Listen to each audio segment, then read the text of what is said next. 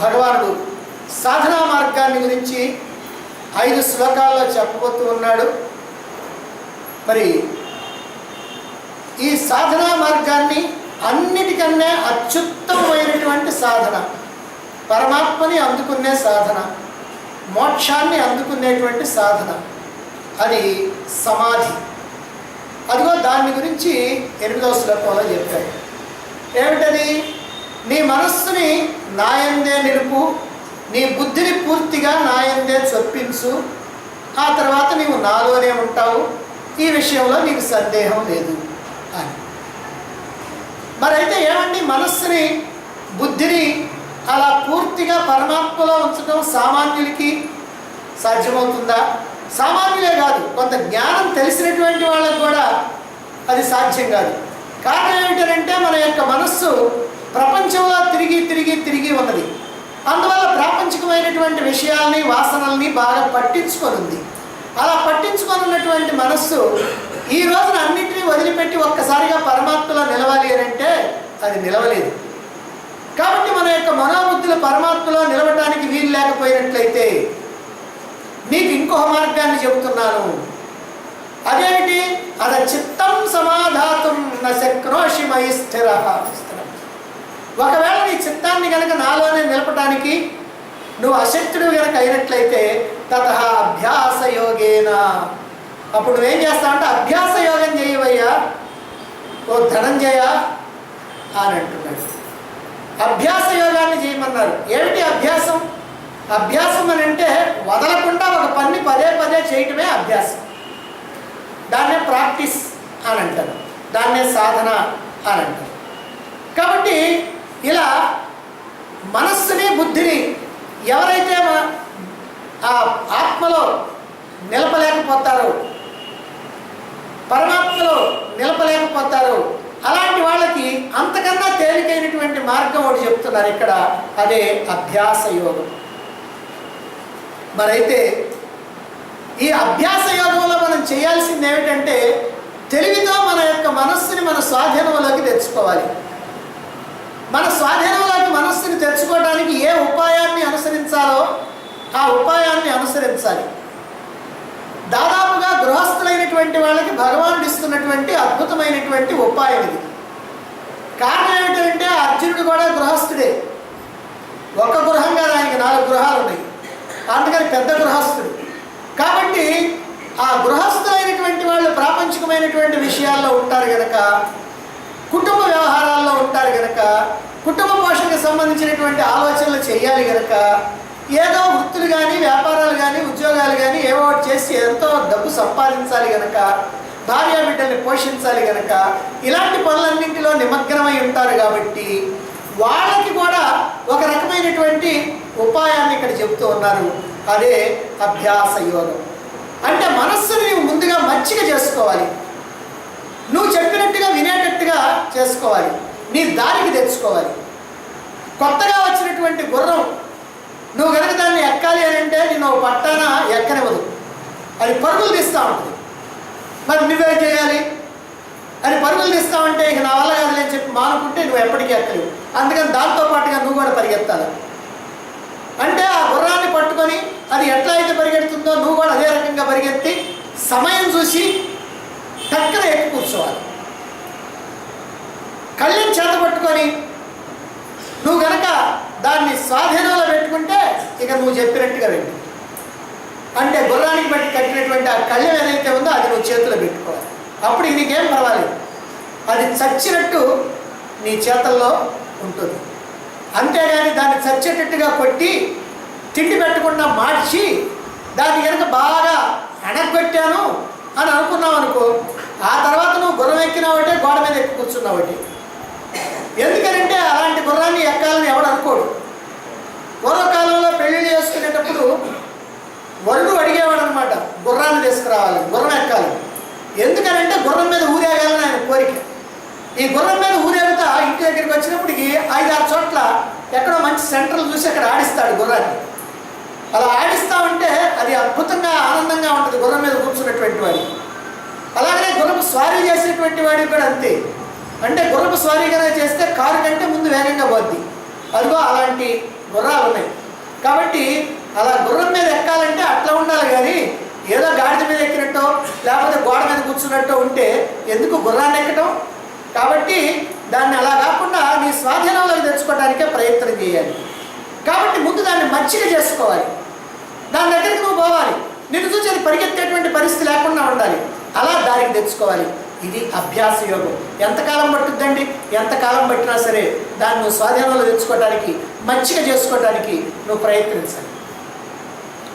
రామకృష్ణ పరమహంస వారి దగ్గర ఓ శిష్యుడు ఉండేవాడు. వాడికి నల్లమందు పిచ్చి, ప్రతిరోజు కూడా నల్లమందు తినేవాడు.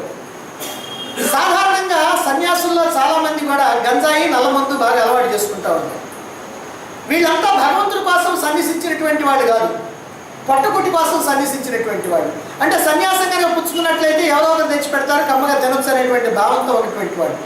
అంటే వీళ్ళు భక్తి కోసం సన్యాసం పుచ్చుకోవాలి, భక్తి కోసం సన్యాసం పుచ్చుకున్నారు. ఒకసారి ఈ పిచ్చి పట్టిన తర్వాత ఈ గంజాయి కానీ నల్లమందు కానీ ఏదైనా సరే, ఇప్పుడు ఈ రోజుల్లో కనుకైతే మరి సారాయిలు, మందులు, రకరకాలైనటువంటివి, లేదా ప్యాకెట్లు, జూదం, ఇవన్నీ కూడా ఒకసారి కనుక పిచ్చి పట్టిందానంటే అంత తేలిగ్గా అది వదలదు. సరే, రామకృష్ణ పరమహంస గారు ఎన్నోసార్లు ఆ శిష్యుని హెచ్చరించాడు. ఒరే వద్దురా నాయన, ఇలా నల్లమంది అంటే మంచిది కాదు, నీ బుద్ధి అంతా కూడా ముద్దు పారిపోద్ది, తర్వాత నువ్వు ఎందుకు పనికిరాకుండా పోతావు అని ఎన్నిసార్లు చెప్పినా సరే మానేయాలనుకుంటాడు. పాపం ఆయన చెప్పినప్పుడు మానేయాలనుకుంటాడు. అదిగో ఆ టైం కాగానే కాళ్ళు కాస్త అక్కడికి లాక్కొరిపోతాం. సరే, అనుకోకుండానే అది కాస్త తినేసేవాడు. ఎంతమంది తోటి శిష్యులు చెప్పినా కూడా గురువుగారు చెప్తున్నాను వినవయ్యా, నువ్వు చెడిపోతావు అని ఎంతగా చెప్పినా సరే అతను మాత్రం పాపం ఆ అలవాటుని మాత్రం మానుకోలేకపోయాడు. సరే, ఒక రోజున పరమహంస గారే ఆ శిష్యుడిని పిలిచాడు, దగ్గర కూర్చోబెట్టుకున్నాడు. నాయనా, నువ్వు రోజు ఎంత నల్లమందు తింటావు అన్నాడు. ఎందుకంటే అతను ఎంతగా మానడావు, ఎన్ని చెప్పినా మాటలతోటి కుదరదులేని చెప్పి నువ్వు ఎంత నల్లమందు తింటావు అన్నాడు. అంటే బేడెత్తు తింటానండి అన్నాడు.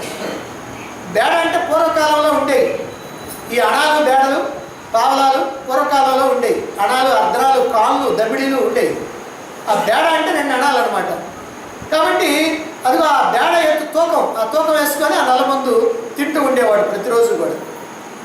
సరే నాయన, అట్లయితే నువ్వు అట్లానే తిందువు కానీ అని చెప్పి ఓ బలప ముక్క తీసుకొచ్చి త్రాసులో బేడ పక్కేసి బలప ముక్క పక్కనేసి ఆ బేడ ఎత్తుగేటట్టుగా బలప ముక్కని తుంచి, ఇదిగో ఇక్కడి నుంచి నువ్వు ఈ బలప ముక్కతోటి చూసుకో, ఇది బేడ ఎత్తుంది కరెక్ట్గా, కాబట్టి దీన్ని చూసుకొని దీని ప్రకారం ఎంత తూగుద్దో అంతా తినేస్తూ ఉంది.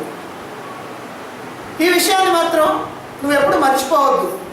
అంతేకాకుండా ఈ బేడని ఈ బల్పం ముక్కని నువ్వు ఎప్పటికీ పారేసుకోకూడదు, చాలా జాగ్రత్తగా అట్టి పెట్టుకోవాలా. ఇది గురువు ఆజ్ఞ, కాబట్టి జాగ్రత్తగా దాచుకో. అయితే ప్రతిరోజు కూడా దీని ఎత్తు నల్లమందు తిన్న తర్వాత నువ్వేం చేస్తావంటే దీన్ని దాచిపెట్టుకోవాలి కదా. ఆ దాచుకోవటానికి ముందు మర్చిపోకుండా పలక మీద ఓం అని రాయి, ఈ బల్పంతో ఓం అని రాయి, తర్వాత దాచేసుకో. మళ్ళీ రేపేం చేస్తావు, ఆ బల్పం తూకంతో మళ్ళీ నల్లమంది. ఆ తర్వాత ఏం చేస్తావు, పలక మీద ఓం అని రాయి, రాసిన తర్వాత మళ్ళీ నువ్వు దాన్ని దాచుకో. ఇలా ప్రతిరోజు కూడా ఓం అని రాయటం మాత్రం మర్చిపోవద్దు. అలా కనుక రాస్తే భగవంతుడు నిన్ను బాగా అనుగ్రహిస్తాడు. అందుకని ప్రతిరోజు కూడా ఓం అని రాయి అని హెచ్చరించాడు. శిష్యుడు సరే గురువుగారు చెప్పారు కదా అని అలాగే చేశాడు. ఎందుకంటే అతనికి ఇప్పుడు నష్టమే లేదు, ఆ బేడెత్తు బదులు ఈ బల్పం ఎత్తు తింటున్నాడు కాబట్టి బాగానే ఉందిలే అనుకున్నాడు. అయితే ప్రతిరోజు ఓం అని రాస్తుంటే ఆ బల్పం కొద్ది కొద్దిగా అరిగిపోద్ది. ఓ 10 రోజులు 15 రోజులు అయ్యేటప్పటికల్లా కాస్త తూకం తగ్గుతుంది. ఇంకో నెల రోజులు అయ్యేటప్పటికి ఇంకొక తూకం తగ్గిపోద్ది. 2 నెలలు అయ్యేటప్పటికి ఇంకా తగ్గిపోద్ది. ఆ ప్రకారం ఏమవుతుందంటే ఆ బల్పం ఈ అరిగిన కొద్దీ ఆ తూకం తగ్గిపోతూ ఉంది. దాని ప్రకారం చూసుకొని తింటున్నాడు కాబట్టి అతడు తినేటువంటి ఆ మోతాదు కూడా తగ్గిపోతా ఉంది. ఇలా ఎప్పుడైతే తగ్గిపోయిందో చివరికి ఒకనాటికి ఆ బల్పం మొక్క ఇక రాయటానికి మిగల, అందుకని తుయ్యడానికి ఇంకేమీ లేదు. కాబట్టి దీంతో తుచ్చుకోవాలి కదా, అందుకని ఇంకా మానేశాడు. ఇలా ఎప్పుడైతే కొద్ది కొద్దిగా తుచ్చుకుంటూ వచ్చాడో అప్పుడు మానేయడానికి వీలైంది. కానీ ఒక్కసారి మానేయమంటే ఎవరికి కూడా వీలు కాదు. ఇది యుక్తి. శక్తితో సాధించలేనటువంటి దాన్ని యుక్తితో సాధించాలి. ఈ అభ్యాసం అనేది క్రమంగా చేస్తూ ఉంటే ఏదైనా కూడా సాధ్యమే. అభ్యాసమే చాలా గొప్పగా మనల్ని ఏమి చేతగానటువంటి వాడిని కూడా చేతయ్యేటువంటి వాడిగా చేస్తుంది. కాబట్టి మనోబుద్ధుల్ని భగవంతుని యందు నిలపడం చేతగాకపోతే, అసాధ్యమైతే, శక్తి చాలకపోతే అభ్యాస యోగం ద్వారా సాధించాలి. అభ్యాస యోగం అంటే ఏమిటి? అభ్యాస యోగం విడిచిపెట్టకుండా నిరంతరము కూడా సాధన చేయటమే. ఏం చేయాలండి సాధన? దైవ చింతన చేయాలి, జపం చేయాలి, ధ్యానం చేయాలి, నిధిధ్యాసన చేయాలి. ఇవి ప్రతిరోజు కనుక ఎవరైతే చేస్తూ ఉంటారో అదిగో అటువంటి వాళ్ళకి క్రమక్రమంగా అందులో పట్టు చిక్కుద్ది. పట్టు చిక్కి చక్కగా చేయగలుగుతారు. అప్పుడప్పుడు చేసేవాళ్ళు ఉంటారు. ఇవాళ కుదిరితే ఇవాళ చేస్తారు, తర్వాత ఎప్పుడో 4 రోజులకి 5 రోజులకి, తర్వాత 10 రోజులకి అట్లా క్రమంగా చేసి వాడు అభ్యాసంతో కనుక ఎట్లయితే చివరికి నల్లమందు మానేశాడో అభ్యాసంతో వీళ్ళు కాస్త ఇది మానేస్తారు. అదిగో అట్లా కాకుండా నిత్యము కనుక ఎవరైతే ఈ చేసేటువంటి సాధనలు చేస్తూ ఉంటారో, దీనితో పాటుగా నిత్యము శ్రవణ మనన నిధిధ్యాసనలు చేస్తూ ఉంటారో, స్వాధ్యాయం వీటిని చేస్తూ ఉంటారో, నిరంతరము కనుక వీటిని కొనసాగిస్తూ ఉంటే అదే అభ్యాస యోగం. అభ్యాసం అంటే నిరంతరము చేస్తూ ఉండటం. కాబట్టి మన యొక్క మనస్సు అన్యమైనటువంటి విషయాల్లోకి, ప్రాపంచికమైనటువంటి విషయాల్లోకి వెళుతూ ఉన్నప్పటికీ కూడా, ప్రాపంచిక విషయాల్లోకి వెళ్ళకూడదు అని అంటే మీరు వెళ్ళకూడదు అంటున్నారండి, అది వెళతా ఉందండి, నేనేం చేసేది అని అంటారు. అందుకని అది అలా వెళుతూ ఉన్నప్పటికీ కూడా, వాటితో సంయోగం చెందుతూ ఉన్నప్పటికీ కూడా, ప్రాపంచిక విషయాలతో కలిసిపోతూ ఉన్నప్పటికీ కూడా మనస్సు, మనం ఏం చేయాలంటే సమయం కనిపెట్టి ఈ మనస్సుని మెల్లమెల్లగా ఈ అభ్యాసం ద్వారా భగవంతుడి వైపు తిప్పాలి. ప్రతిరోజు కనుక ఈ జపము, ధ్యానము, స్వాధ్యాయము ఇవన్నీ కనుక చేస్తూ ఉంటే క్రమక్రమంగా భగవంతుడికి దగ్గర కావటం అనేటువంటిది జరుగుతూ ఉంటుంది. ఇది అభ్యాస యోగం.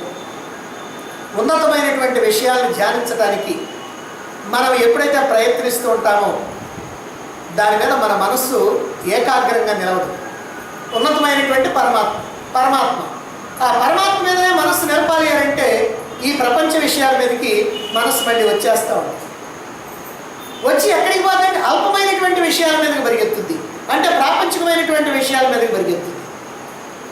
ఒక పండితుడంట భగవద్గీతకి అంతరార్థాన్ని వ్రాస్తూ ఒక అద్భుతమైనటువంటి కథని చెప్పాడు. ఏమిటంటే సృష్టికి ముందు నిరాకార నిర్గుణ పరమాత్మ ఉన్నాడు, ఆయన ఒక్కడే. సృష్టికి ముందు ఇంకెవరు లేరు, పరమాత్మ ఒక్కడే. ఏకమేవా అద్వయం నేహనా నాస్తి కించన, పరమాత్మ మాత్రమే ఉన్నాడు. ఆయనకి మాయ అనేటువంటి భార్య ఉంది. వాళ్ళిద్దరికీ ఒక కుమారుడు ఉన్నాడు. ఆ కుమారుడి పేరు మనస్సు. ఈ కుమారుడికి అంతా తల్లి పోలికే, అందుకని ఎప్పుడు తల్లి కొంగు పట్టుకొని తిరుగుతూ ఉంటాడు. తండ్రి దరి మాత్రం చేరడు. ఆ మనస్సు అనేవాడికి 2 భార్యలు ఉన్నారు. ఒకళ్ళు ప్రవృత్తి, ఇంకొకళ్ళు నివృత్తి. వీడికి ఎప్పుడు ప్రవృత్తి అంటేనే ఇష్టం, నివృత్తి అంటే అంత ఇష్టం లేదు. ప్రవృత్తి అంటే ఏమిటంటే ప్రపంచం వైపు తిరగటం, నివృత్తి అంటే ఏమిటంటే ప్రపంచం వైపుకు తిరగకుండా పరమాత్మ వైపు తిరగటం. అందుకని ఈ మనస్సు అనేటువంటి వాడికి ఎప్పుడు ఆ ప్రవృత్తి అనేటువంటి భార్య ఇష్టం, అంటే ఎప్పుడు ప్రపంచం మీదకి పోతూ ఉంటుంది మనస్సు అనేటువంటి. మరి నివృత్తి అంటే ఈ ప్రపంచం పట్టకుండా పరమాత్మ మీదనే నిలవటం. ఇక ప్రవృత్తి యొక్క సంతానం ఉన్నారు, వాళ్ళే అసురులు, అంటే ఆసురీ గుణాలు. నివృత్తి యొక్క సంతానం ఉన్నారు, వాళ్ళు దేవతలు, అంటే దైవీ గుణాలు. ఈ ఆసురీ గుణాలు, దైవీ గుణాలు అంటే ఈ ప్రవృత్తి బిడ్డలు, నివృత్తి బిడ్డలు, వీళ్ళందరూ కూడా ఈ ధర్మక్షేత్రమైనటువంటి కురుక్షేత్రంలో కూర్చొని ఎప్పుడు కొట్టుకుంటూ ఉంటారు, ఎప్పుడు యుద్ధం చేస్తూ ఉంటారు. ఇది భగవద్గీత కథ. ధర్మక్షేత్రే కురుక్షేత్రే సమవేత యుయుత్సవ మామక పాండవాశ్చైవ కిమకుర్వత సంజయ అని భగవానుడు చెప్పినటువంటి విషయాన్ని సంజయుడు చెప్పబోతా ఉంటే ముందుగా ధృతరాష్ట్రుడు ముందరకాళ్ళకి బంధం వేస్తుంది. అడిగాడు, ధర్మక్షేత్రే కురుక్షేత్రే, ధర్మక్షేత్రమైనటువంటి కురుక్షేత్రంలో నా వాళ్ళు పాండవులు, అంటే దుర్మార్గులు, మంచివాళ్ళు, ఆశ్రయ గుణం ఉన్నటువంటి వాళ్ళు, దైవీ గుణం అనేటువంటి వాడు. ఆయన దృష్టిలో మాత్రం అది కాదు. ఆయన దృష్టిలో నా వాళ్ళేమో నాకు గొప్ప, వాళ్ళేమో పరాయి వాళ్ళు అని ఆయన దృష్టి. కాబట్టి వాళ్ళు ఏం చేశారు అని అంటే, అదిగో ఇక్కడ ఏం చేశారు, కొట్టుకొని చేస్తున్నారు. కాబట్టి దైవీ గుణాలు ఆసురీ గుణాలు మన యొక్క దేహంలో ఈ కురుక్షేత్రంలో కొట్టుకుంటా ఉంటాయి ఎప్పుడు కూడా. మనసుకి ఎప్పుడు కూడా ప్రవృత్తి అందే పక్షపాతం. ఇంతవరకు మనం చెప్పుకున్నటువంటి కథ అంతా మీకు అర్థమై ఉంటుంది. ఉన్నదేమో పరమాత్మ, ఆ పరమాత్మ ఏమో మాయతో కూడి ఉంది. ఆ మాయ భారీగా చెప్పారు ఇక్కడ. వాళ్ళిద్దరికీ కొడుకు మనస్సు, అంటే పరమాత్మ నుంచి వచ్చినటువంటి వాళ్ళమే కనుక మనం మనస్సు. మరి ఈ మనస్సుకి ఎప్పుడు తల్లి లక్షణాలే కానీ తండ్రి లక్షణాలు లేవు. అందుకని తల్లి అమ్మడి పడి తిరుగుతూ ఉంటాడు. అంటే అర్థం ఏమిటి అంటే, ఈ మనస్సు అనేటువంటిది ఎప్పుడు కూడా మాయతో కూడుకొని ఉంది. మాయ కానీ మాయను దాటి పరమాత్మతో మాత్రం ఎప్పుడు కూడదు. అందుకని ఎప్పుడు మాయతో కూడుకొని ఉంది. ఈ మనసుకి మళ్ళీ ఇద్దరు భార్యలు, ప్రవృత్తి నివృత్తి. ప్రవృత్తి అంటే ప్రపంచం వైపు తిరగడం. కాబట్టి మనసు ఎప్పుడు ప్రపంచం మీదకే పోతూ ఉంటుంది. పరమాత్మ మీద బొమ్మంటే పోదు. ఒకవేళ భావంతంగా నడితే మళ్ళీ అది ఎప్పుడే వచ్చేస్తాం. మరి ప్రవృత్తికి బిడ్డలు ఆసురీ గుణాలు, నివృత్తికి బిడ్డలు దైవీ గుణాలు. ఈ దైవీ గుణాలు ఆసురీ గుణాలు ఈ ధర్మక్షేత్ర కురుక్షేత్రంలో కొట్టుకుంటూ ఉంటాయి అని ఇక్కడ అద్భుతంగా ఒక కథని తెలియజేయడం. సరే, మనస్సు ఎప్పుడు ప్రవృత్తి అందే ఉంటుంది, ప్రపంచ వ్యవహారాల్లోనే ఉంటుంది. ఇదంతా మనకు అనుభవమే. మన మనస్సు అట్లనే ఉంది, దాంట్లో ఏం అనుమానం లేదు. మనకి ఎప్పుడు కూడా ప్రాపంచికమైనటువంటి విషయాలే పట్టుకుంటాయి. అయితే మనం ఏం చేయాలి? ఈ ప్రాపంచిక విషయాల్లో ఇరుక్కున్నటువంటి మనస్సుని మెల్లమెల్లగా శనైహి శనైహి ఉపరమేత్ అన్నట్టుగా మెల్లమెల్లగా మచ్చిక చేసుకోవాలి తప్ప మరొక రకమైనటువంటి ఉపాయం ఇంకోటి ఏమీ కూడా లేదు. కారణం ఏమిటంటే, ఈ మనస్సు అనేటువంటి దాన్ని మనం మచ్చిక చేసుకోవాలి. ఈ మనస్సు అనేటువంటిదే బంధానికైనా మోక్షానికైనా కారణం. మన ఏవ మనుష్యాణం కారణం బంధమోక్షయో అన్నారు. ఈ మనస్సు అనేటువంటిదే బంధానికి కానీ మోక్షానికి కానీ కారణమవుతుంది. కాబట్టి ఈ మనస్సుతో మనం బంధంలో ఇరుక్కోకుండా మోక్షానికి మార్గాన్ని చూసుకోవాలి. కాబట్టి తెలివిగా మనస్సుని మనం మచ్చిక చేసుకోవాలి. మరి ఈ మనస్సుని కనుక మనం తెలివిగా మచ్చిక చేసుకోవాలంటే అభ్యాస యోగం అన్నారు. అనేకమైనటువంటి ఉపాయాలతో మనస్సుని స్వాధీనంలోనికి తెచ్చుకోవాలి. తొందరపడకూడదు.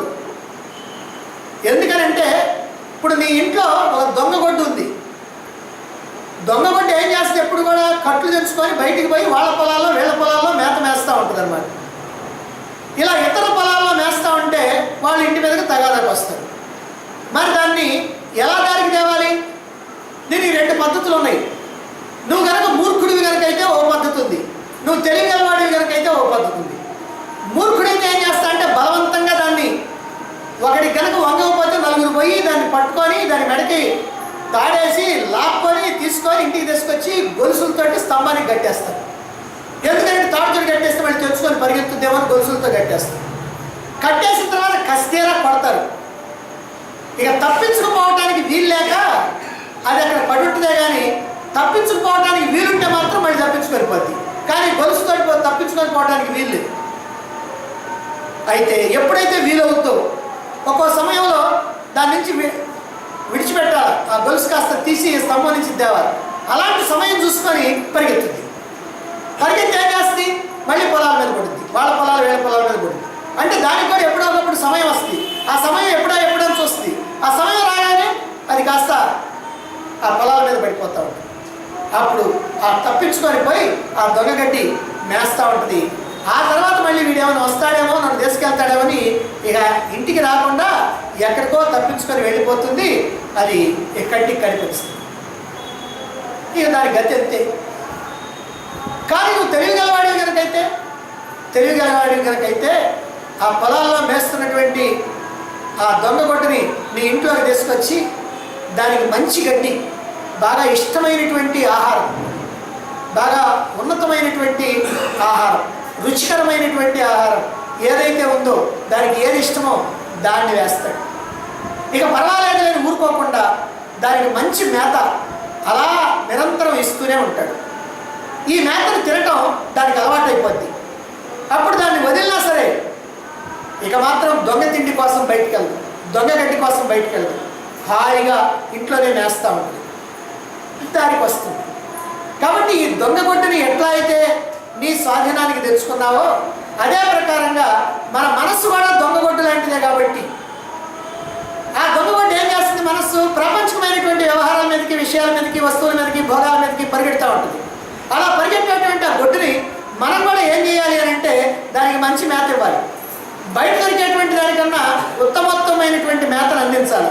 ఈ రుచి కనుక మరిగిందా ఇప్పుడు ఇక దాన్ని నెట్టినా సరే అది ఎక్కడికి పోదు. రుచి మరిగేంత వరకే కష్టం. కనుక ఇలా నిరంతరం కూడా అభ్యాసం చేస్తూనే ఉండాలి. అభ్యాసంలో ఉన్నటువంటి శక్తి చాలా గొప్పది. దేవాలయంలో కొత్తగా వచ్చినటువంటి పూజారి మంత్రం చదువుతూ హారతిస్తూ గంట మోగిస్తూ ఉండాలి. గంట మోగిందా హారతి తిరగదు, హారతి తిరిగిందా గంట మోగదు. ఎందుకంటే కొత్తగా వచ్చినటువంటి పూజారి కాదు, ఇంతకుముందు ఎప్పుడు పూజలు చేసినటువంటి వాడు కాదు. ఈ రెండు విషయంలో కానీ జాగ్రత్త పడ్డాడా, హారతి గంట ఈ రెండు జాగ్రత్త పడ్డాడా, మంత్రం ఆగిపోవాలన్న ఆగిపోతే తప్పన్న చదువుతాడు. అయితే నిరాశ పడకుండా అభ్యాసం చేయాలి. తప్పైంది తప్పైంది, పొరపాట్లు జరిగితే జరిగినాయి అని అలా అభ్యాసం చేస్తే కొన్ని రోజులు పోయేటప్పటికల్లా గంట మోగుతూ ఉంటుంది, హారతి తిరుగుతూ ఉంటుంది, మంత్రం పలుకుతూ ఉంటాడు. వచ్చినటువంటి వాడు ఏం దక్షిణ వేస్తున్నారో చూస్తూనే ఉంటాడు, క్రిగంట అన్నీ జరిగిపోతానే ఉంటాయి. ఇది అభ్యాసం యొక్క మహిమ. అందుకని అభ్యాసం అనేటువంటిది మనం ఎప్పటికి కూడా వదలకుండా ఉండాలి. అభ్యాసం వల్లనే కదా సర్కస్లో ఏనుగు సైకిల్ దొక్కుద్ది. అలాగే అభ్యాసం వల్లనే అమ్మాయిలు తీగి మీద నడుస్తూ ఉంటారు. అభ్యాసం వల్లనే సముద్రాన్ని కూడా ఎదొచ్చు. అభ్యాసం వల్లనే ఎవరెస్ట్ శిఖరాన్ని ఎక్కొచ్చు. అభ్యాసంతో ఏ పనైనా సాధించవచ్చు. అందుకే సాధనముల పనులు సమకూరు ధరలోన విశుద్ధాభిరామ విక్రమేమ అన్నాడు వేమన. కాబట్టి ఎవరైతే మనోబుద్ధుల్ని భగవంతుని యందు నిలిపి ఏకాగ్రమైనటువంటి చిత్తంతో ధ్యానించలేరో, సమాధి స్థితిలో నిలవలేరో అటువంటి వాళ్ళు ఈ అభ్యాసం చేయాలి. మనోబుద్ధులు భగవంతుని యందు నిలపడానికి వీలుగా ఈ మనోబుద్ధులకి ట్రైనింగ్ ఇవ్వాలి, అభ్యాసం చేయాలి.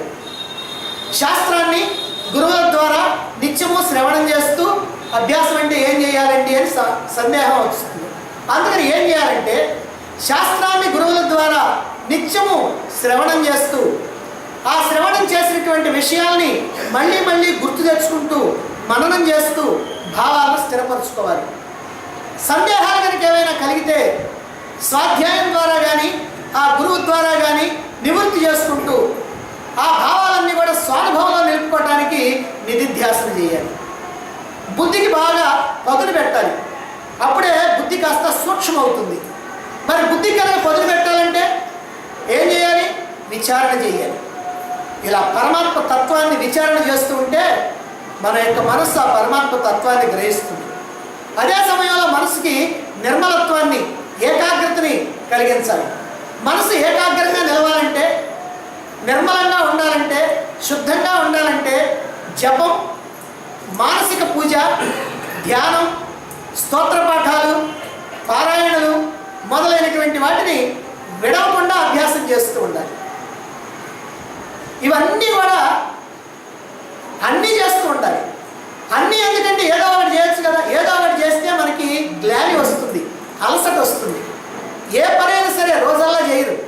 ఇక్కడ కూడా గంట సేపు అంటే కూర్చుంటున్నారు, 3 గంటల సేపు అంటే కూర్చుంటారా? అందరూ వెళ్ళిపోతారు, నేను ఒక్కడు ఉండాల్సింది. అందువల్ల ఏంటంటే మనకి అలసట లేకుండా, విసుగు లేకుండా ఉండాలంటే ఒక్కొక్కటి మారుస్తూ ఉండాలి. అందుకని కొద్దిసేపు జపం, కొద్దిసేపు ధ్యానం, కొద్దిసేపు మానసిక పూజ, కొద్దిసేపు స్వాధ్యాయం, ఇలా ఒక్కొక్కటి అలా మార్చుకుంటూ చేస్తూ ఉండాలి. ఇలా కనుక అభ్యాసం చేస్తే మనసుకి ఒక స్థిరత్వం వస్తుంది. ఎందుకని? మనసు ప్రపంచం మీదకి పోతేనేమో అది కాస్త కల్మషం అయిపోద్ది. మనసుని పరమాత్మ మీద నిలిపితేనేమో అది కాస్త శుద్ధం ఉంటుంది. ఇనుప ముక్కని మట్టిలో కనుక వేస్తే తుప్పు పట్టుద్ది, నిప్పుల్లో వేస్తే పట్టిన తుప్పు కూడా వదులుద్ది. అదే ప్రకారంగా ఈ మనస్సు అనేటువంటి దాన్ని మనం పరమాత్మలో పడేయాలి, ప్రపంచంలో పడేయకూడదు. ఆ పరమాత్మలో పడేస్తే పట్టినటువంటి తుప్పు కాస్త వదిలిపోద్ది, అది నిర్మలమవుద్ది. పరమాత్మలో పడేటువంటి ఈ సాధనలన్నీ కూడా వదలకుండా చేస్తూ ఉండాలి. అదే సమయంలో ప్రాపంచిక విషయాల మీద ఆసక్తిని, వ్యామోహాన్ని తగ్గించుకొని పూర్తిగా చివరికి తొలగించుకోవాలి. ఈ ప్రాపంచిక విషయాలు నీ మనస్సులో ఉన్నంతకాలం ఈ మనస్సు పరమాత్మలో నిలవదు. అందుకని వాటిని తగ్గించుకోవాలి. మరి వాటిని తగ్గించుకొని ఇట్లా వైరాగ్యం కలిగి ఉండాలంటే, అంటే ప్రపంచ వస్తువుల మీద వైరాగ్యం కనుక కావాలంటే, ఆ వైరాగ్యాన్ని వృద్ధి చేసుకోవాలంటే నీలో ఉండవలసింది నిత్యానిత్య వస్తు వివేకం. నిత్యమైనటువంటి వస్తువు ఏమిటి, అనిత్యమైనటువంటి వస్తువు ఏమిటి అని ప్రశ్నించుకోవడం. ఎప్పుడైతే మనం ప్రశ్నించుకున్నామో పరమాత్మ నిత్యమైనటువంటి వస్తువు, పరమాత్మ తప్ప సమస్తము కూడా అనిత్యమైనటువంటి వస్తువులే. నిత్య వస్తువు ఏకం బ్రహ్మ తద్వ్యతిరిక్తం సర్వం అనిత్యం. నిత్యమైనటువంటి వస్తువు పరమాత్మ, మిగిలినవన్నీ కూడా అనిత్యమైనవి అని తెలుసుకుంటే మనకు అనిత్యమైనటువంటి వస్తువు అని తెలిసిన తర్వాత దాని వైపు పోతామా? ఇప్పుడు మాత్రం మనకి తెలియదంటే ఆలోచిస్తే తెలుస్తుంది, కానీ అసలు ఆలోచన రాదు. ఇది నిత్యమా అనిత్యమా అనేటువంటి ఆలోచన రాదు. ఆలోచన రాకుండా దానికోసం పరుగులు తీస్తూ ఉంటాం, ఆరాటపడతా ఉంటాం, ఆశపడతా ఉంటాం, తెలుసుకుంటూ ఉంటాం, అనుభవిస్తూ ఉంటాం. కాబట్టి ఈ రకంగా నిత్యానిత్య వస్తు వివేకం ద్వారా మళ్ళా ఈ వైరాగ్య భావన అనేటువంటిది వృద్ధి అవుతుంది. మరి ప్రతి సందర్భంలో కూడా ఇలా నిత్యము అనిత్యము, ఇది నిత్యమా ఇది అనిత్యమా అనేటువంటి విషయాన్ని మర్చిపోకుండా మనం ప్రశ్నించుకోవాలి. ఇది తాత్కాలికమైనటువంటి సుఖాన్ని ఇస్తుందా, నాకు శాశ్వతమైనటువంటి సుఖాన్ని ఇస్తుందా అనేటువంటి విషయాన్ని కూడా ఆలోచించాలి. అలా ప్రశ్నించుకుంటూ పరమాత్మ తప్ప అన్నీ అనిత్యమైనటువంటివని తెలుసుకున్న తర్వాత ఇక ఆ అనిత్యమైనటువంటి వాటి మీదకి మనసు పోకుండా ఉంటుంది. అదే వైరాగ్యం. ఈ ప్రకారంగా అభ్యాస యోగం ద్వారా వైరాగ్యాన్ని, మనశ్శుద్ధిని, అలాగే ఈ మనస్సుని పరమాత్మ మీద నిలపడాన్ని, ఏకాగ్రతని అన్నిటిని కూడా సాధించవచ్చు. అందుకనే భగవానుడు ఈ రకమైనటువంటి మార్గాన్ని మనకు తెలియజేస్తూ ఉన్నారు. మరి ఏమంటే నాకు ఇది కూడా కుదరదండి, ఇప్పుడు ఒకటి కుదరదన్నాగా, మనోబుద్ధులు నీ ఎందే ఉంచు, నా ఎందే ఉంచు అని అంటే అది మనకు కుదరదండి అన్నాం. సరే అభ్యాస యోగం చేయి అన్నాం. ఇప్పుడు ఇది నాకు కుదరదండి, ఏమండి పొద్దుగులు నేను ఎక్కడ జపాలు తపాలు ఏది చేస్తూ ఉండేదండి అని అంటావా? రైట్, నీకు ఇంకో మార్గం చెబుతున్నాను. అంటే సాధనా మార్గాన్ని తెలియజేస్తూ భగవానుడు మనోబుద్ధుల్ని పూర్తిగా నాయంగా ఉంచు అని ఒక ఉన్నతమైనటువంటి సాధనా మార్గాన్ని చెప్పాడు. ఎందుకు ఉన్నతమని అంటే ఆ మార్గంలో మనం ప్రయాణం చేస్తే భగవంతుడిని చేరుకుంటాం, అది ఖాయం. సరే అలా కాకుండా అంత శక్తి నాకు లేదండి అంటావా? సరే అయితే అభ్యాస యోగాన్ని ఆచరించు. తద్వారా అభ్యాస యోగాన్ని ఆచరిస్తే మనోబుద్ధులు నాయందించేటువంటి శక్తి నీకు వస్తుంది అని అన్నాడు. ప్రాపంచికమైనటువంటి వ్యవహారాల్లో ఉన్నటువంటి వాళ్ళు అభ్యాస యోగాన్ని కూడా చేయలేరు. అంటే నిత్యము ప్రాపంచిక వ్యవహారాలే ప్రధానం అనుకున్నటువంటి వాళ్ళు అభ్యాస యోగాన్ని చేయలేరు. అంటే ఈ చెప్పినటువంటి పనులు ఏవైతే ఉన్నాయో భగవత్ సంబంధమైనటువంటివి వాటిని కూడా చేయలేదు. మరైతే ఏమిటి ఉపాయం? అలాంటి వాళ్ళు ఏం చేయాలి అనే విషయాన్ని 10వ శ్లోకంలో చెప్తున్నారు. 10వ శ్లోకం ఏమిటో చూడండి. అభ్యాసేప్యసమర్థోసి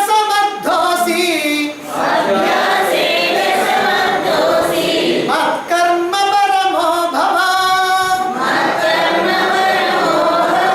మదర్థమపి కర్మాణి కుర్వన్ సిద్ధిమవాప్స్యసి. అభ్యాసః అపి అసమర్థోసి.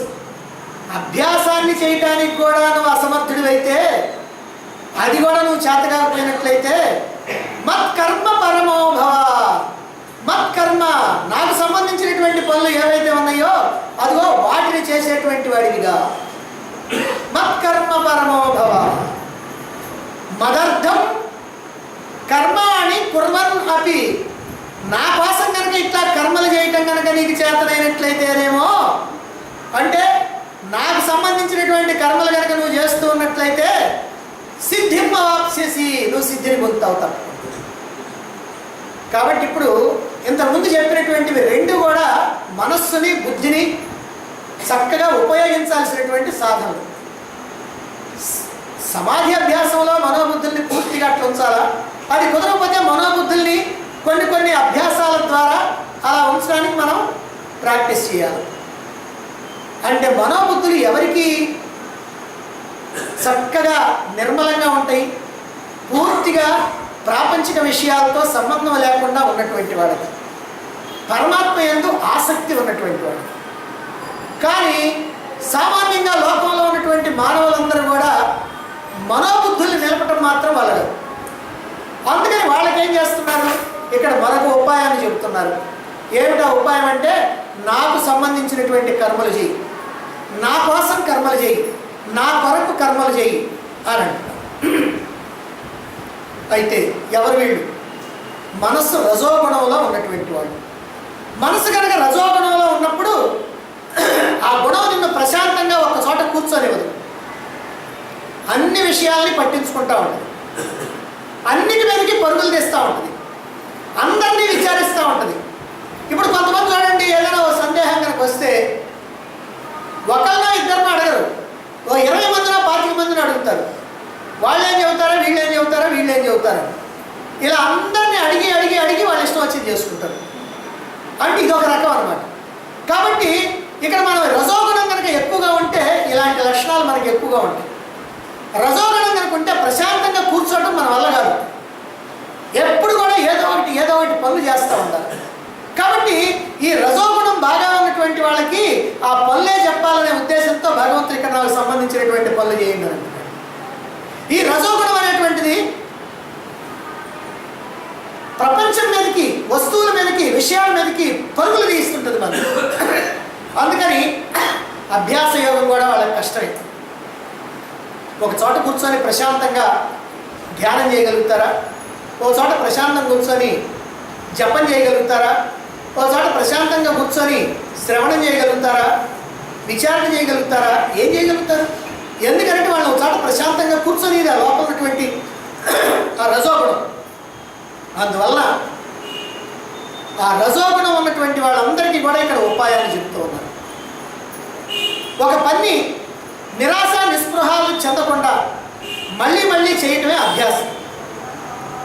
మానసిక పూజ కానీ, జపం కానీ, ధ్యానం కానీ, శ్రవణ మన్నాలు కానీ, శాస్త్రాధ్యయనం కానీ, బ్రహ్మచింతన కానీ, ఇవన్నీ కూడా పట్టువదలని విక్రమార్కుడిలాగా ఎంతో పట్టుదలతో చేయాలి.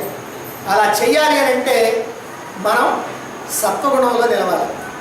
రజోగుణంలో ఉంటే కుదరదు. మనసు ప్రశాంతంగా ఉండాలి. మనసు ఎప్పుడు ప్రశాంతంగా ఉంటుంది? సత్వగుణంలో ఉన్నప్పుడే ఉంటుంది.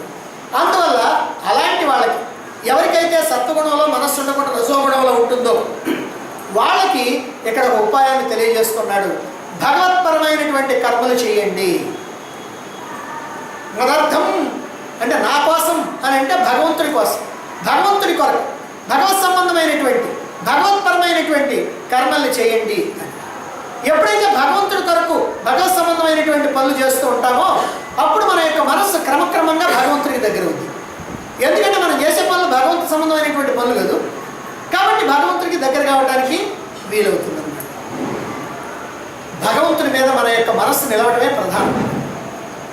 ప్రపంచం మీద ఉన్నటువంటి మనస్సుని ఏదో ఒక విధంగా మరలించి భగవంతుడి మీద నిలవడమే మన యొక్క ఉద్దేశం.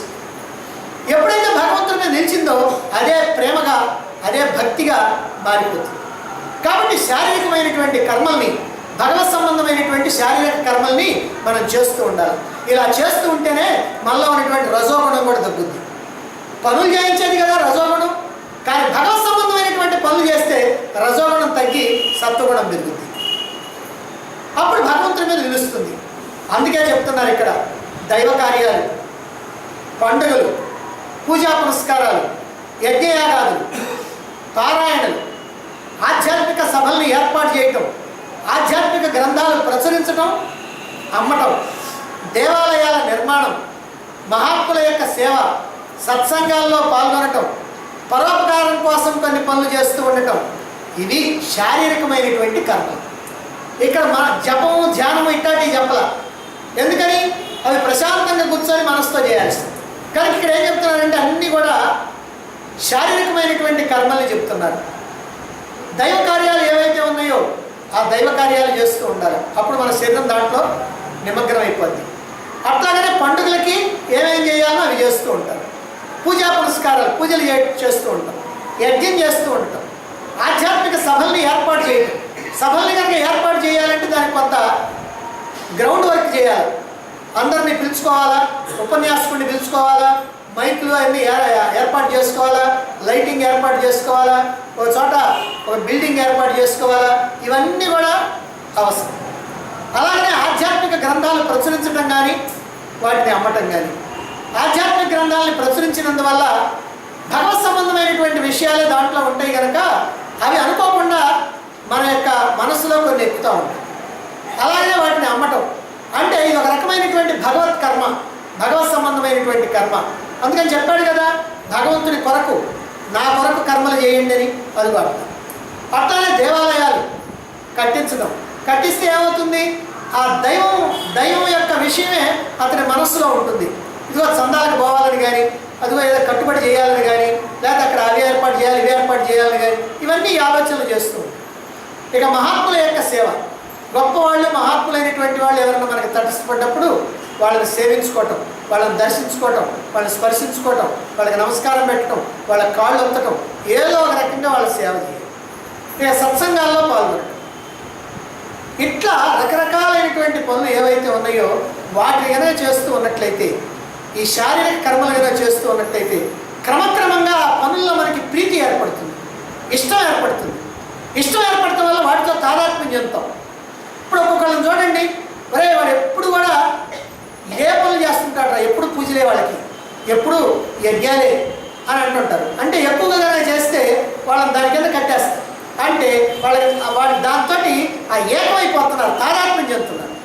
అలా తాదాత్మ్యం చెందడం వల్ల భగవంతుడి మీద భక్తి ఏర్పడుతుంది. దాంతో బాహ్యమైనటువంటి విషయాల పట్ల ఆసక్తి తగ్గిపోతుంది, భగవంతుడి మీద ఇష్టం ఏర్పడుతుంది. ఇలా భగవంతుడి కోసం చేసేటువంటి శారీరక కర్మలే భగవత్ ప్రీతికరమైనటువంటి కర్మలు. ఏమంటే నిజంగా ఇవి భగవంతుడికి ప్రీతి కలిగిస్తాయా అంటే, ఇప్పుడు భగవంతుడి కాస్త బాధపడతా ఉన్నాడా, ఆయనకి ఏమైనా కోరికలు తీరక మన మాదిరిగా అలమటిస్తూ ఉన్నాడా, లేదా అసంతృప్తితో ఉన్నాడా, ఏమైనా కొరతలు ఉన్నాయా ఆయనకి? ఏమీ లేవు. ఈ పనులేవి కూడా ఆయనకు అవసరం లేనే లేదు. నువ్వు పూజ చేసినా చేయకపోయినా భగవంతుడికి ఏం లోపం లేదు. నువ్వు కొబ్బరికాయ కొట్టినా కొట్టకపోయినా ఆయనకి ఏం లోపం లేదు. నువ్వు ఏ పని చేసినా ఏం చేయకపోయినా భగవంతుడికి మాత్రం ఏ లోపం లేదు. మరి లోపం అంతా ఎవరికంటే మనకి. ఇవి లేకపోతే ఆయన ఏం బ్రతకలేకపోడు. కానీ మనకు అవసరం, మన ఉన్నతికి అవసరం, మనలో ఉన్నటువంటి రజోగుణాన్ని తగ్గించుకోవడానికి అవసరం, మనలో ఉన్నటువంటి వాసనలు క్షయం చేసుకోవడానికి అవసరం. ఇలా భగవత్ ప్రీతికరమైనటువంటి కర్మల్ని చేయడం వల్ల మనలో ఉన్నటువంటి పాప వాసనలు ఏవైతే ఉన్నాయో అవి కాస్త క్షయమైపోయి పుణ్యవాసనలు ఏర్పడతా ఉంటాయి. అంటే పాపవాసనలు అని అంటే ప్రాపంచికమైనటువంటి వ్యవహారాలకు సంబంధించినటువంటి వాసనలు. ఇంతకుముందు అలాంటివి చేసావు, ఆ వాసనలు వచ్చింది. ఇప్పుడు ఇవి చేస్తున్నావు, ఆ వాసనలు కాస్త పోతాయి, ఈ వాసనలు మిగులుతాయి. అంటే భగవత్ సంబంధమైనటువంటి కర్మలు చేయటం వల్ల పుణ్యవాసనలు ఏర్పడతాయి. పుణ్యవాసనలు కనుక నీ మనసులో కనుక ఉన్నాయా, నీ మనసు శుద్ధమైపోతుంది.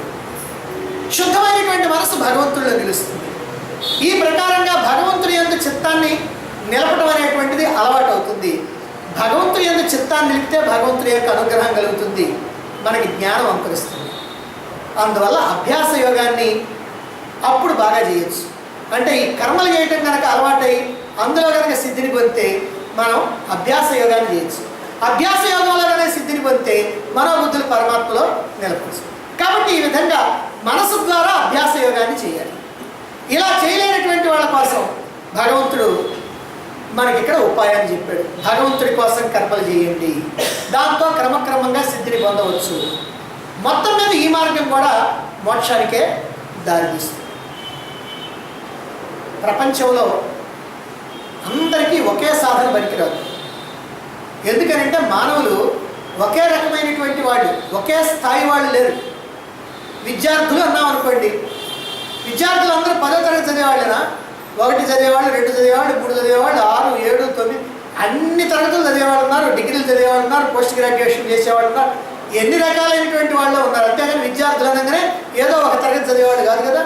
అదే ప్రకారంగా మానవుల్లో కూడా ఎన్నో రకాలైనటువంటి స్థాయి భేదాలు ఉన్నటువంటి వాళ్ళు ఉన్నారు, అనేక రకాలైనటువంటి స్థితి కలిగినటువంటి వాళ్ళు ఉన్నారు. అనేకమైనటువంటి అర్హతలు కలిగినటువంటి వాళ్ళు ఉన్నారు. ఒక్కొక్కళ్ళ అర్హత బాగా ఎక్కువగా ఉంటుంది, ఒక్కొక్కళ్ళ అర్హత తక్కువగా ఉంటుంది. మరి ఇటువంటి వాళ్ళకి వాళ్ళ అర్హతలను బట్టి సాధనలు చేయాలి. ఇలా అనేకమైనటువంటి మార్గాల్ని భగవంతుడు ఇవ్వడానికి కారణం ఏమిటంటే అది చెయ్యయ్యా, అది చెయ్యకపోతే ఇది చెయ్యయ్యా, ఇది చెయ్యకపోతే ఇది చెయ్యయ్యా అని ఇట్లా ఎందుకు చెబుతున్నారంటే నీవు ఏ స్థాయిలో ఉన్నావో తెలుసుకొని ఆ స్థాయిలో నువ్వు ఏం చేయగలుగుతావో దాన్ని చేస్తావు అనేటువంటి ఉద్దేశంతో. ఏమి చేయటం ప్రారంభించినా నువ్వు చివరికి వెళ్ళేది మాత్రం పరమాత్మ దగ్గరికే అని. ఇలా అనేక మార్గాలు ఏదో చూపించినట్లయితే ఎవరికి కావాల్సినటువంటి మార్గాన్ని వాళ్ళు ఎంచుకొని ఆ మార్గంలో వాళ్ళు ప్రయాణం చేస్తారు. అయితే ఇక్కడ సందేహం వస్తుంది మనకి. అదేమిటంటే అన్ని భగవంతుడి కర్మలే భగవంతుడి కోసమే చేస్తుంటే మన పనులు ఎవరు చేస్తారండి? మరి మన కోసం కూడా కొన్ని పనులు తప్పవు కదా, మన కోసం కొన్ని చేసుకోవాలి కదా. మరి ఎట్లా ఇవన్నీ ఎవరు చేస్తారు అని ఒక గొప్ప సందేహం వస్తుంది మనకి. సామాన్యుడికి రావటం న్యాయమే కానీ మన ఆధ్యాత్మిక రంగంలో ఉన్నటువంటి వాడికి ఇలాంటి సందేహం రాకూడదు. కారణం ఏమిటంటే అన్ని భగవంతుడి పనులే చేయండి అనగానే మన పనులు ఎవరు చేస్తారండి అనండి. అన్ని మీ పనులే చేసుకోండి అనగానే మరి భగవంతుడి పనులు ఎవరు చేస్తారండి అని క్వశ్చన్ వేస్తావా? భగవంతుడి పనులతో మనకేం పని, మన పనులు మనకైతే చాలు. ఇది మానవుడిలో ఉన్నటువంటి బలహీనత. భగవంతుడి పనులు చేయండి అయ్యారంటే మా పనులు ఎవరు చేస్తారండి. సరే మీ పనులు చేసుకోండి అంటే ఎవరికైనా అనుమానం వస్తుంది, భగవంతుడి పనులు ఎవరు చేస్తారండి? రాదు. ఆ పనులు ఆయన పూజారి చేసుకుంటాడు. కాబట్టి మనం భగవంతుడి పనులు చేయండి అని అంటే దాన్ని సరైనటువంటి భావంలో అర్థం చేసుకోవాలి. మన పనులు ఎట్టానేటువంటి సందేహం రాకూడదు.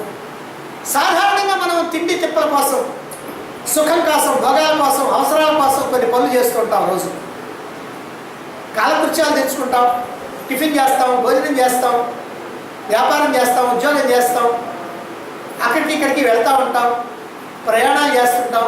ఇవన్నీ దేనికి? మన కోసం చేస్తున్నాం. ఇవన్నీ మన కోసం చేసే పనులు. ఇక సమాజం కోసం చేసేటువంటి పనులు ఉన్నాయి కొన్ని.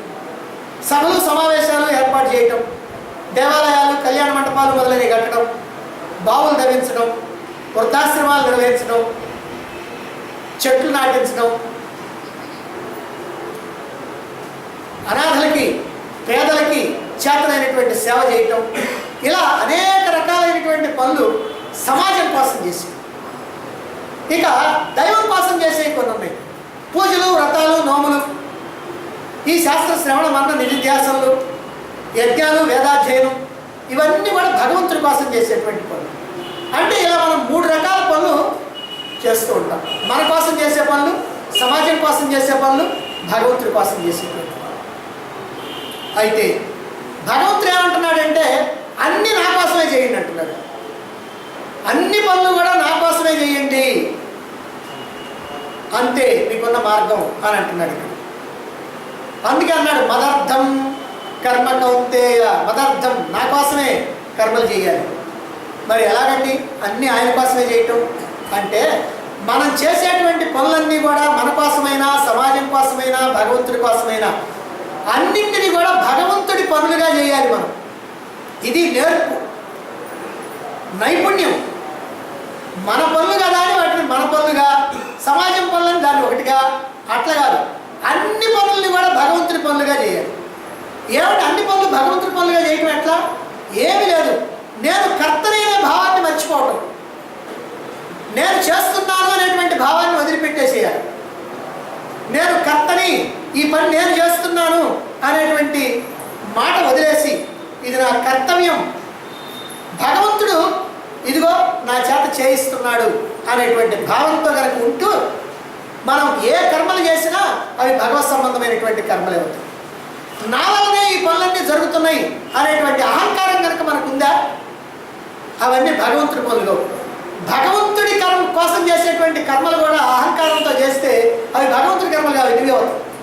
పూజ చేసినప్పుడు అహంకారం ఉందనుకో, అటు ఇటు చూస్తాం, ఎవరు వచ్చారు, ఎంతమంది వచ్చారు, ఈ పూజను ఇంత బ్రహ్మాండంగా నేను చేయగలుగుతున్నాను ఎంతమంది అనుకుంటున్నారు అని ఇలా కనుక ఆలోచించామనుకోండి, అప్పుడు అది కూడా భగవంతుడి కర్మ కాదు, అది నీకు సంబంధించిన పని అయిపోతుంది. అందువల్ల అలా కాకుండా ఏమాత్రము అహంకారం లేకుండా, నేను చేస్తాననే భావన లేకుండా, కర్తృత్వం లేకుండా, కర్తవ్యతా బుద్ధితో కర్మలు కనుక చేస్తూ ఉన్నట్లయితే అవి అన్నీ కూడా భగవత్ కర్మలే అయిపోతాయి. బల్బులు వెలుగుతున్నాయంటే బల్బులు గొప్పతనం కాదు, అది కరెంటు గొప్పతనం. కళం కవిత్వాన్ని రాస్తున్నదంటే కళ గొప్పతనం కాదు, ఆ కళని పట్టుకున్నటువంటి వాడి గొప్పతనం. గొడ్డలి చెట్లను నరుకుతుందని అంటే గొడ్డలు గొప్పతనం కాదు, ఆ గొడ్డల్ని పట్టుకున్నటువంటి వాడి గొప్పతనం. అవయవాలన్నీ మనకి అవయవాలన్నీ పనిచేస్తున్నాయని అంటే అవయవాలు గొప్పతనం కాదు, ఈ జడమైనటువంటి అవయవాలకు చైతన్యం ఇస్తున్నటువంటి ఆ నిరాకార నిర్గుణ పరమాత్మ యొక్క గొప్పతనం. ఈ ప్రకారంగా మనం అన్ని కనుక తెలుసుకున్నట్లయితే లేనిపోయినటువంటి పెత్తనాన్ని మనం నెత్తిరేసుకొని అహంకారంతో మనం విరవేగం.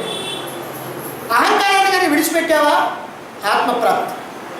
అందువల్ల నువ్వు ఈ అహంకారాన్ని విడిచిగా చేస్తే అన్ని దైవ సంబంధమైనటువంటి కర్మలే అవుతాయి. మరి దైవ సంబంధమైనటువంటి కర్మలు చేస్తే ఏమిటి, మనకు సంబంధించినటువంటి కర్మలు చేస్తే ఏమిటి, కర్మల్ని కర్తృత్వ భావంతో చేస్తే ఏమిటి, కర్తవ్యతా భావంతో చేస్తే ఏమిటి, ఎందుకని ఇక్కడ నా కర్మలుగా చేయండి అని భగవానుడు అంటున్నాడు అనేటువంటి విషయాల్ని మనం రేపు చెప్పుకోవాలి.